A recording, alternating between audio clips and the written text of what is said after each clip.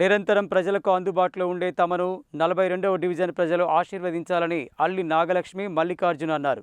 సింహం గుర్తుపై ఓటు వేసి తమను అత్యధిక మెజార్టీతో గెలిపించాలని కోరారు.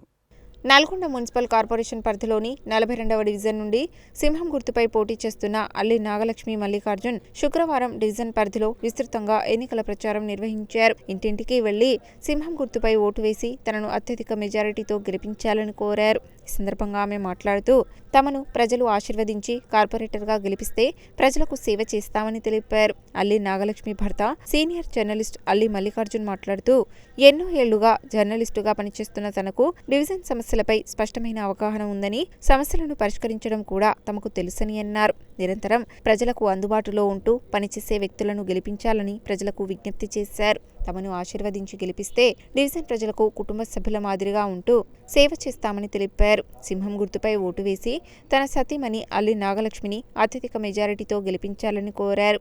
ఈ కార్యక్రమంలో కుంచం విజయ్, వేముల మల్లికార్జున్, నరేష్, సాయి కుమార్, క్రాంతి, అంజయ్, శంకర్, నిఖిల్, కుంచం శ్రీను, అఖిల్ తదితరులు పాల్గొన్నారు.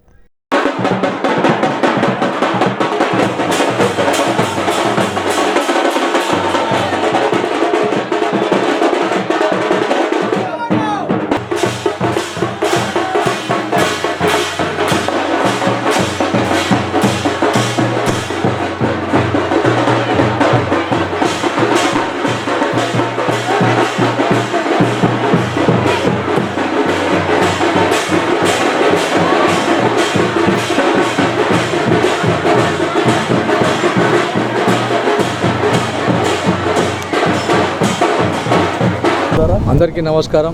గొల్లగూడ ఆర్టీసీ కాలనీ క్రాంతినగర్ ప్రజలందరికీ నమస్కారం. నేను సింహం గుర్తుపై ఇండిపెండెంట్గా పోటీ చేస్తున్నా. నాకు మీ అందరూ ఓటేసి భారీ మేరతో గెలిపాలని కోరుకుంటున్నా. మీకు అందుబాటులో ఉంటాను. ఒక జర్నలిస్ట్గా పనిచేస్తా. ఒక 18-20 సంవత్సరాల నుంచి జర్నలిస్ట్గా పనిచేస్తున్నా. మీ అందరూ నాకు ఆశీర్వదించి నాకు ఓటేసి గెలిపించాలి. మీకు అందుబాటులో ఉండి నీకు పనిచేస్తా. 5 సంవత్సరాలు కంపల్సరీ మీ దగ్గరలో ఉండి మీ కొడుకులాగా ఉండి మీకు పనిచేస్తా. మీ అందరూ ఒక్కసారి నాకు అవకాశం అని కోరుకుంటున్నా. 42వ వార్డు స్వాతంత్ర అభ్యర్థిగా అల్లి నాగలక్ష్మి మల్లికార్జున్ గారు పోటీ చేస్తున్నారు ఇక్కడ నుంచి. అది యాక్చువల్లీ వీళ్ళు కాంగ్రెస్ నుంచి పోటీ చేయాల్సింది, కానీ వాళ్ళు మన కోమరెడ్డి సార్ గారు టికెట్ నిరాకరించడంతో వీళ్ళు రెబల్ క్యాండిడేట్గా దిగారు. అయితే ఇతనికి గతంలో 42వ వార్డు డివిజన్గా పోటీ చేసి ఓడిపోయిన చరిత్ర ఉన్నది.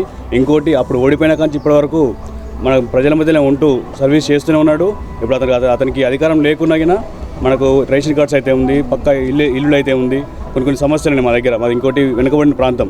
ఇప్పుడు ఏదైనా మాకు అభివృద్ధి సాధ్యం కావాలంటే ఖచ్చితంగా అల్లి నాగలక్ష్మి మల్లికార్జున ఖచ్చితంగా కౌన్సిల్ పోవాలి. మా బాధ అనేది అక్కడ వెలిబుచ్చాలి. ఖచ్చితంగా మేము ఒకటే అనుకున్నాం, కంగనబద్ధమైనాం. ఖచ్చితంగా ఓటేసి గెలిపించి కౌన్సిల్ పంపిస్తామని ఈ సందర్భంగా తెలియజేస్తాం.